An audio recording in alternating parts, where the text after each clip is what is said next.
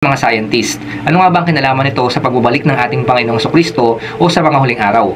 Napakarami ng mga palatandaan sa ating mundo ngayon na nagpapatunay na tayo ay nasa mga huling araw na at malapit nang bumalik yung ating Panginoong Jesucristo. Kung babasahin po natin yung Biblia, makikita natin doon na marami ng mga propesiya ang nagaganap na sa panahon natin ngayon. Madalas yung mga nangyayaring mga palatandaan sa paligid natin ngayon, masasabi natin na talagang ito ay kakaiba. Dahil dyan, marami na tuloy mga tao ang natatakot at nagsasabi na talagang malapit na raw yung katapusan ng ating mundo. Isa sa pinag-uusapan ngayon sa social media patungkol sa mga huling araw at sa nalalapit na pagbabalik ng ating Panginoong Jesucristo ay yung pagpula ng buwan. Sinasabi ng mga scientists kasi na yung buwan natin ngayon ay kinakalawang na. So ano nga ba yung nangyayari ngayon sa ating buwan? Nagulat ang NASA sa picture na nakuhanan ng isang lalaki. Meron kasing kumuha ng picture ng buwan na talagang napakataas ng resolution. Ibig sabihin talagang kitang-kita yung bawat detalye na doon sa buwan. Habang tinitignan o pinag-aaralan ng mga scientists yung nakuhanan na picture ng buwan, meron silang nakita na kakaiba sa ating buwan ngayon. Sinasabi nila na hindi raw normal yung buwan natin ngayon tulad ng dati. Kasi napansin nila na sa iba't ibang spot ng buwan, ito ay nagiging pula. At yun nga sinasabi nila, kinakalawang na raw yung buwan natin. Ayon sa mga scientists, kaya raw nagiging pula o kinakalawang yung ating buwan ngayon, may na-discover silang material doon sa moon na unti-unting nabubuo at ang tawag nila dito ay hematite. Ang material na ito ay mabigat at medyo matigas na mineral. Meron itong oxide at ferric oxide na bumubuo sa iron ore dahil sa mataas na iron content nito na almost 70%.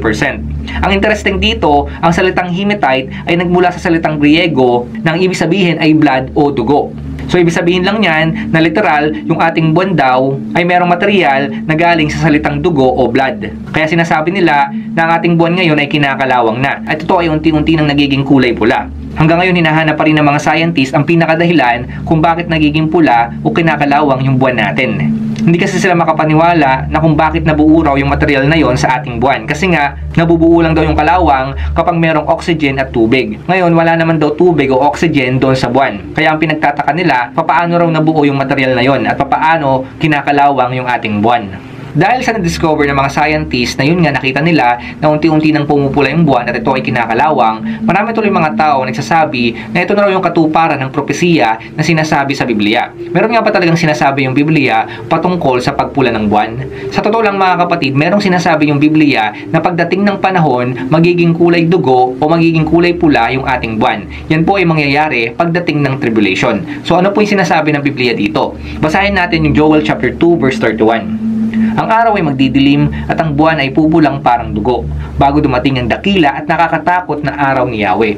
Yung prophecy na yan, sinabi na po yan noong Old Testament pa. So ibig sabihin, napakatagal na ng prophecy na ito. Pero malinaw sinasabi dito na pagdating ng panahon, yun nga yung tribulation po yung tinutukoy dito, magiging parang kulay dugo itong buwan. Ngayon pumunta naman tayo sa New Testament. Meron din po sinasabi yung Biblia sa pagpula ng buwan pagdating ng panahon. Basahin natin yung Acts chapter 2 verse 20.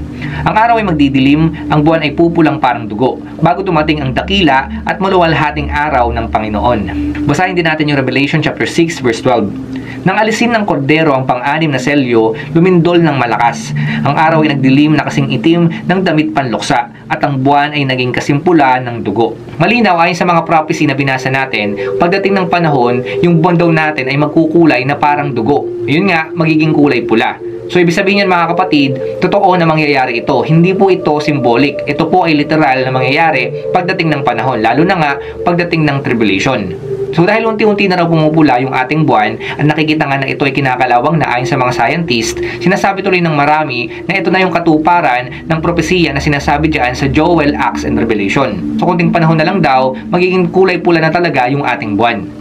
Bukod dyan sa pagkalawang ng ating buwan sa panahon natin ngayon, noon pa man, nire-relate na ng mga tao yung red moon o yung blood moon dito sa propesiya nga na sinasabi ng Biblia na pagpula ng buwan. Maraming beses na nangyari na magkaroon ng red moon o blood moon sa ating mundo. Hindi man ito naging literal na pula, pero ang nangyayari kasi kapag blood moon, nagmumukhang kulay pula yung ating buwan. Kasi kapag lunar eclipse, ang mundo ay nasa pagitan ng araw at buwan. So dahil dyan, ang araw ay naglalagay ng pulang anino doon sa buwan. Kaya ang nangyayari, nagmumukhang pula yung buwan. So yung pagpula ng buwan na yan, kapag red moon o blood moon, ito po ay hindi literal na pagpula. Ito po ay ilusyon lamang na galing sa araw. Ang sinasabi ng mga tao ngayon, hindi raw yung red moon o yung blood moon yung katuparan ng mga propesiya, kundi yung nangyayari daw ngayon sa ating buwan. Ayun nga sinasabi ng mga scientist, ito raw ay kinakalawang na at unti-unting nagiging pula.